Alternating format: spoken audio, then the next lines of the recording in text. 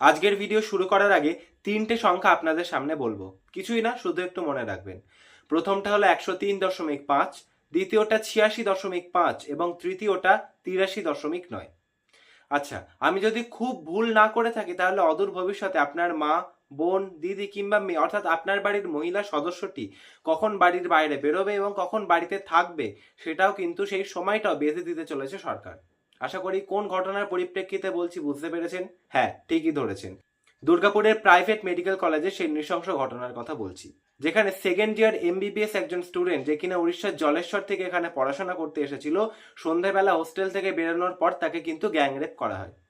এই বিষয়ে অন্য কথায় পরে আসবো, তবে এই বিষয়ে আমাদের মুখ্যমন্ত্রী মমতা বন্দ্যোপাধ্যায় ঠিক কি প্রতিক্রিয়া জানিয়েছেন সেটা কিন্তু কোট আনকোট আপনাদের সামনে আগে বলছি। It is not me, it is a police. There is a private medical college, the matter nobody is supporting. You tell me, when Orissa before 3 weeks ago 3 girls are raped in a sea beach, what action is being taken by the Orissa government? And Bengal, if anything happens on women, we do not allow anything to be considered as a casual case. It's a serious case we consider. And that girl, it's a shocking. She was studying in a private medical college. So all the private medical colleges, whose responsibility?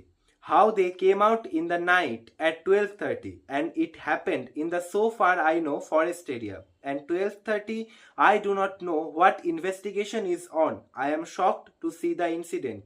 But private medical colleges also is to take care for their students, and especially the girl child. At night time they should not be allowed to come out in the outside. They have to protect themselves also.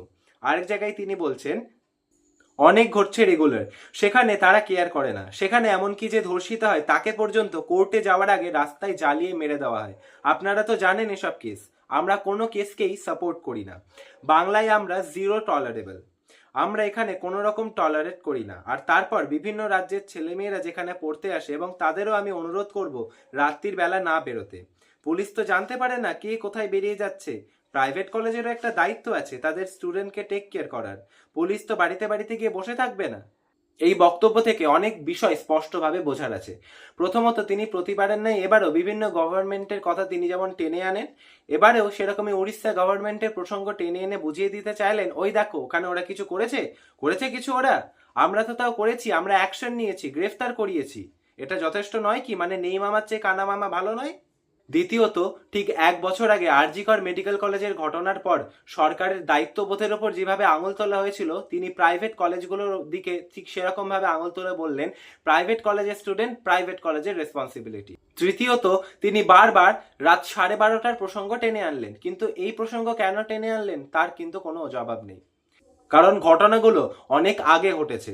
হোস্টেলে CCTV footage অনুযায়ী আমি বলছি আপনাদেরকে, শুনুন মন দিয়ে। 7:58 সহপাঠীর সঙ্গে campus ছাড়েন ছাত্রী। 8:42 একা ফিরে আসেন ছাত্রীর সহপাঠী। 8:46 ফের চলে যান ছাত্রীর সহপাঠী। 9:29 ক্যাম্পাসে ফেরেন তরুণী এবং তার সহপাঠী। 9:32 গার্লস হস্টেলের দিকে যান নির্যাতিতা। অর্থাৎ 12:30টার কিন্তু কোনো প্রশ্নই আসছে না, যেখানে সমস্ত ঘটনায় কিন্তু তার অনেক আগে ঘটে গেছে। আসলে ব্যাপার হচ্ছে, এই ধরনের নৃশংস ঘটনা ঘটলেই বারবার কিন্তু ঘটনার দোষ চাপিয়ে দেওয়া হয় নির্যাতিতার উপরই। আর এই ক্ষেত্রে সময়গুলো যত পিছিয়ে দেওয়া যাবে, যত রাতের দিকে পিছিয়ে দেওয়া যাবে, এই দোষ চাপানোর ক্ষেত্রে কিন্তু ঠিক ততটাই সুবিধা হবে। ঠিক 1 বছর আগে যখন আরজি করের ঘটনা ঘটলো, তখনও প্রশ্ন তোলা হয়েছিল নির্যাতিতার দিকে, যে সে কেন অত রাতে ভোরবেলা ওখানে কি করছিল। ঠিক সেরকম ভাবেই মানুষের মনে যদি একটুও সন্দেহ ঢুকিয়ে দেওয়া যায় যে এই সমস্ত ঘটনা রাতে ঘটেছে, তাহলে দোষ চাপিয়ে নিজের ঘাট থেকে সমস্ত কিছু ঝেড়ে ফেলে দেওয়া অনেকটা সুবিধা হয়। যেখানে রেপ কেসগুলোকে ছোট ঘটনা, প্রেগনেন্সি, লাভ অ্যাফেয়ার এসব বলে চালিয়ে দেওয়া হয়, সেখানে এইসব ঘটনা ঘটা খুব স্বাভাবিক ব্যাপার, তাই না?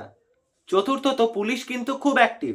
ঘটনা ঘটার কিছুদিনের মধ্যেই কিন্তু অন্তত 6জনকে গ্রেফতার করা হয়েছে। অন্তত 15ই অক্টোবর অব্দি কিন্তু 6জন গ্রেফতার করা হয়েছে। তাহলে পুলিশ আগে কিছু করতে পারে না তো কি হয়েছে, পরে তো প্রচন্ড অ্যাক্টিভ। বললে হবে, পুলিশ প্রশাসন কিন্তু একেবারে জিরো টলারেবল। আচ্ছা, পুলিশ প্রশাসন যদি এতটাই অ্যাক্টিভ হয়ে থাকে, তাহলে 1 বছর আগে ঘটা আরজি কর মেডিকেল কলেজের তদন্ত কতদূর?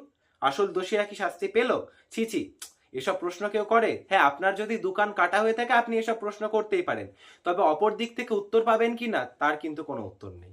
যে ছজনকে গ্রেফতার করা হয়েছে সেই ছজনের মধ্যে একজন হলেন কিন্তু ওয়াসেফ আলী। তাই এই ওয়াসেফ আলী হলেন ছাত্রীর সহপাঠী, যিনি ঘটনা ঘটার দিন একসাথে ছাত্রীর সাথে ক্যাম্পাস থেকে বেরিয়েছিলেন, হস্টেল থেকে তারা বেরিয়েছিলেন।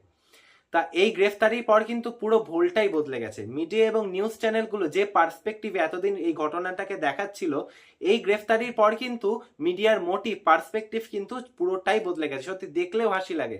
আচ্ছা, এবার আসি ভিডিওর প্রথমে যে তিনটে সংখ্যার কথা বললাম, কেন বললাম।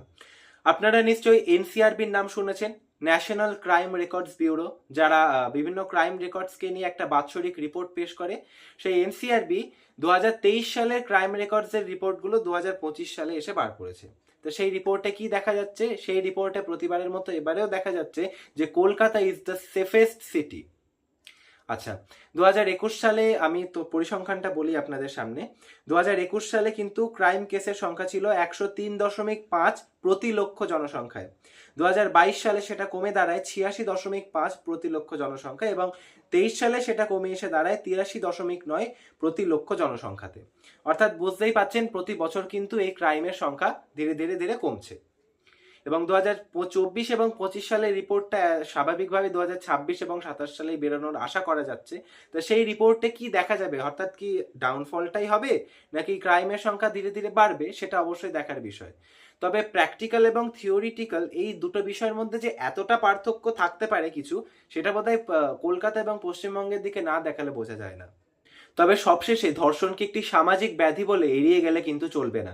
সমাজের যে শিক্ষা, সমাজ ব্যবস্থা, এসব কিন্তু বজায় রাখার দায়িত্ব আমাদেরই। অবশ্য সমাজ ব্যবস্থাকে যেভাবে ধরে ধরে তার মেরুদণ্ডকে ভেঙে দেওয়া হচ্ছে, তাতে তো এসব হওয়ারই কথা। তাই এইসব ঘটনা ঘটে, দিনের পর দিন কেটে যায়, কোর্টে কেস চলতে থাকে, কেউ জামিনে ছাড়া পেয়ে যায়, তবে আলটিমেটলি কি হয় তার উত্তর কিন্তু পাওয়া যায় না। যতই হোক, আমরা তো বাংলায় জিরো টলারেবল। আজকের ভিডিও শেষ করার আগে কিছু কথা আপনাদেরকে বলতে চাই। আমি অনেকদিন একটা বিরতিতে ছিলাম, তার জন্য সত্যি আমি ক্ষমা প্রার্থী। তবে আপনাদের প্রতি আমার যে দায়বদ্ধতা এবং প্রতিজ্ঞা রয়েছে, আশা করি সেটা পূরণ করতে পারবো। শুধু আপনাদের পাশে পাওয়াটাই আমার একান্ত কাম্য। আজকের ভিডিও এখানেই শেষ করছি। এই ভিডিও সম্পর্কে আপনাদের মতামত অবশ্যই কমেন্টে জানাবেন। আবার দেখা হবে অন্য কোনো ভিডিওতে, অন্য কোনো বিষয় নিয়ে আলোচনায়।